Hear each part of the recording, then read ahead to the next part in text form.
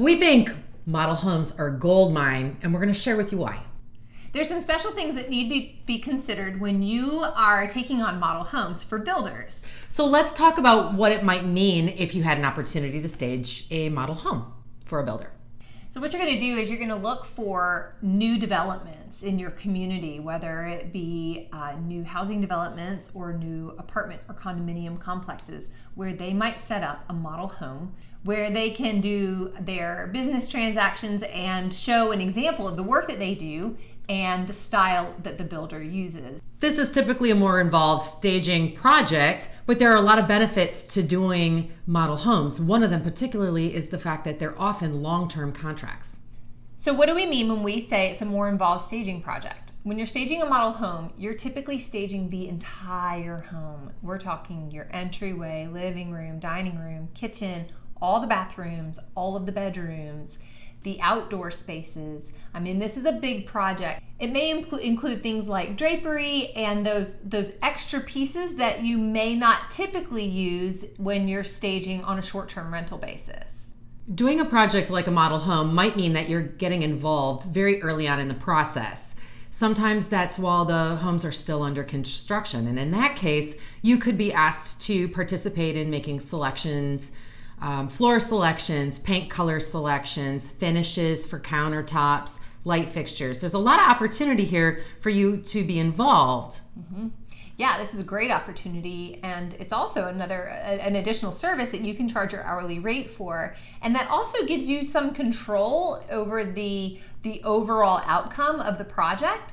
We have a tendency to work a lot in neutrals and encourage our builders to go with colors that are neutral, neutral bones, and not get too wild in terms of your tile selections and things that are so permanent like that, just to appeal to the broadest possible range of buyers, but also for the longest period of time.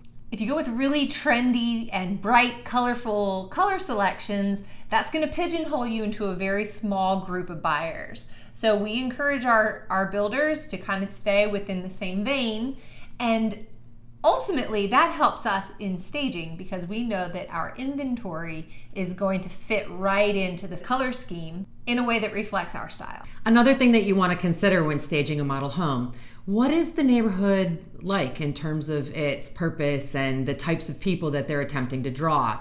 Is it a retirement community on a golf course that's mostly looking for older adults without children? Mm-hmm. Is it a family-geared neighborhood?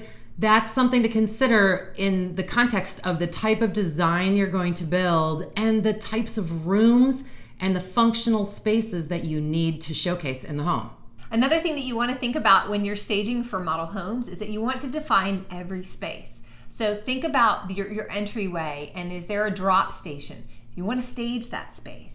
And, is there a Jack and Jill bathroom between two kids' rooms? By putting special attention on each of these spaces to create the lifestyle that the builder is trying to convey. An unusual space that you're probably going to design in this particular model that you wouldn't do in other homes is a specific workspace for the realtor and the potential clients to sit down and conduct business. It's not unusual for that to happen at the kitchen table in a staged model, but we have had situations where the builders that we're contracting with have asked us to set up a separate office area so that they can set up a fax machine, sign documents, and work directly with clients on the property. Yes, and this room could be the dining room that would be converted to an office, or it could be a bedroom, or it could be a kitchen nook space. So just keep in mind that you might be asked to bring in office-style furnishings. Another thing that we were asked to do when we've staged model homes is to bring in consoles that have closed cabinet doors. And the reason that the builders wanted that was so that they could hide their printer and their marketing materials and their paper and their office supplies away, and the home still looked like a home, but they could bring out those materials to use them when they needed them for their business purposes. So there's some special considerations that you want to keep in mind when you are negotiating your contract for a builder.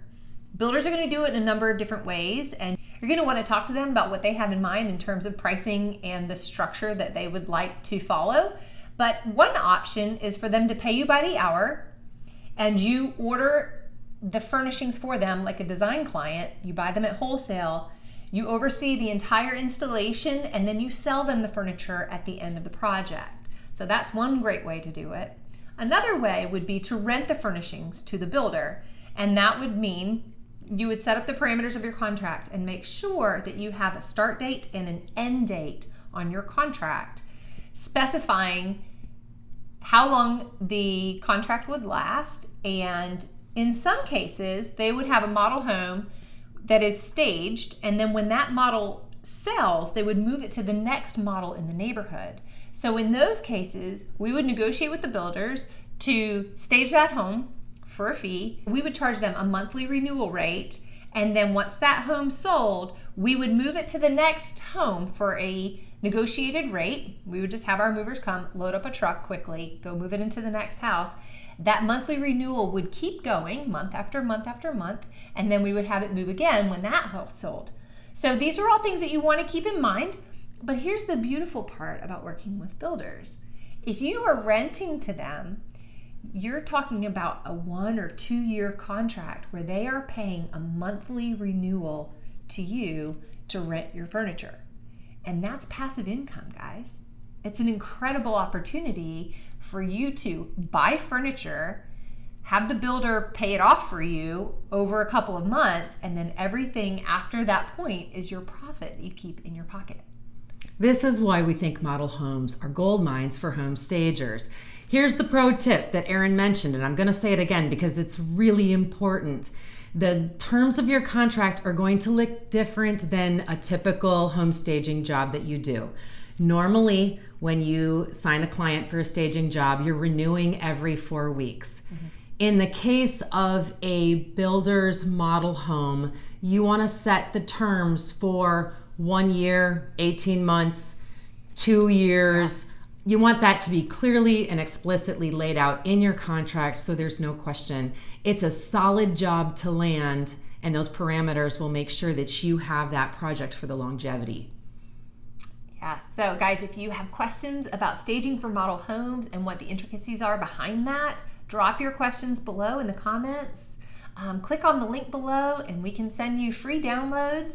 And hit the subscribe button, guys, because we have lots more to share.